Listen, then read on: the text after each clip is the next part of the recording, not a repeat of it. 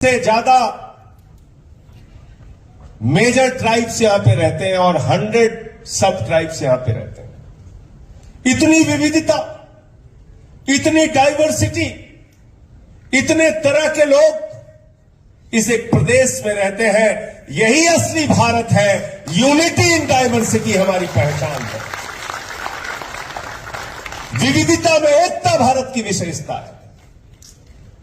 लेकिन दुर्भाग्य से इस देश की सत्ता पर और अरुणाचल प्रदेश की सत्ता पर वो लोग काबिज हो गए हैं जो इस देश के अमन और चैन को बिगाड़ना चाहते हैं, जो बांटो और राज करो की नीति करना चाहते हैं। हम इनको कभी सफल नहीं होने देंगे। हम अमन से रहना चाहते हैं, भाईचारे के साथ रहना चाहते हैं, एकता के साथ रहना चाहते हैं। और मैं तो ये बार बार कहता हूं कि ये देश कैसे चलेगा। ये देश चलेगा बाबा साहब डॉक्टर भीमराव अंबेडकर के संविधान से।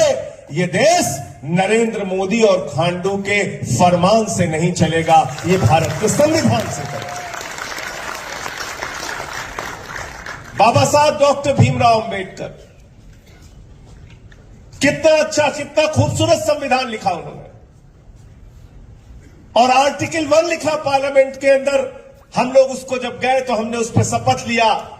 आर्टिकल 1 कॉन्स्टिट्यूशन का कहता है, India that is Bharat shall be A union of states. ये आर्टिकल 1 कॉन्स्टिट्यूशन का कहता है। मोदी जी कहते हैं हम इंडिया का नाम बदल देंगे।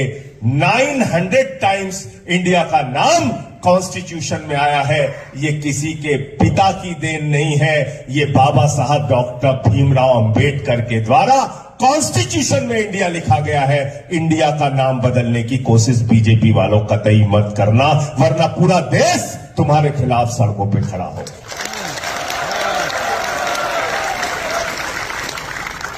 इंडिया के नाम पे अलायंस बन गया तो कह रहे हैं इंडिया का नाम बदल देंगे। कल को भारत के नाम पे अलायंस बन जाएगा, कहेंगे भारत का नाम बदल देंगे। हिंदुस्तान के नाम पे अलायंस बनेगा, कहेंगे हिंदुस्तान का नाम बदल देंगे। अरे इस देश की खूबसूरती को पहचानो।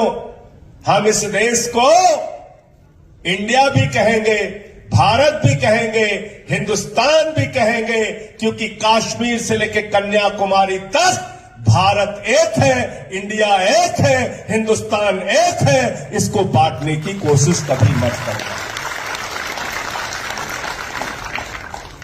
और एक बात और याद रखना कि ये आपको स्टेट के नाम पे, लैंग्वेज के नाम पे, कल्चर के नाम पे बांटना चाहते हैं। और हम अपने कल्चर के हिसाब से, अपने रिलीजन के हिसाब से, अपने स्टेट के हिसाब से, अपनी डाइवर्सिटी के हिसाब से जीना चाहते हैं और मिलकर रहना चाहते हैं। अगर 100 से ज्यादा सब ट्राइब और 26 से ज्यादा ट्राइब्स यहां पर एक साथ मिलकर रह सकते हैं, तो नरेंद्र मोदी जी बताओ 140 करोड़ लोग, वो चाहे हिंदू हो, वो चाहे मुसलमान हो, वो चाहे सिख हो, वो चाहे ईसाई हो, वो चाहे बौद्ध हो, 140 करोड़ लोग हिंदुस्तान के एक साथ मिलकर क्यों नहीं रह सकते।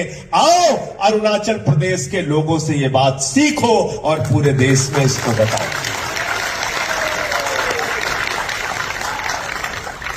तुम गांधी के देश में हिंसा कराना चाहते हो? तुम बापू के देश में गोडसे की विचारधारा को फैलाना चाहते हो? तुम इस देश को बांटना चाहते हो?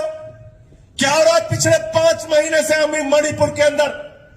मणिपुर चल रहा है, घरों की आगजनी हो रही है, धार्मिक स्थलों को जलाया जा रहा है, लोगों की हत्याएं की जा रही है, महिलाओं को निवस्त्र करके टहलाया जा रहा है, उनके साथ गैंगरेप किया जा रहा है।